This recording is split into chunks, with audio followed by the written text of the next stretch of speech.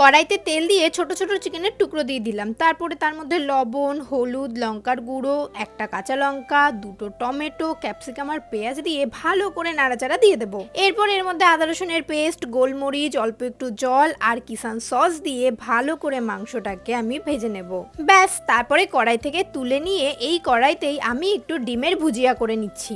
ওহো, তোমাদের তো বলতেই ভুলে গেছি কি রান্না করছি সেটা বলবো। ডিম আর চিকেন দিয়ে আমি আজকে করছি ভাত ভাজা। মিষ্টি তোমার নাম, মিষ্টি তোমার হাসি, তোমার ভিডিও দেখতে আমি ভীষণ ভালোবাসি। থ্যাংক ইউ সো মাচ এত সুন্দর একটা ছন্দ লেখার জন্য। আমি এখানে ভাতের উপরে একটুখানি দিয়ে দিলাম সয়া সস।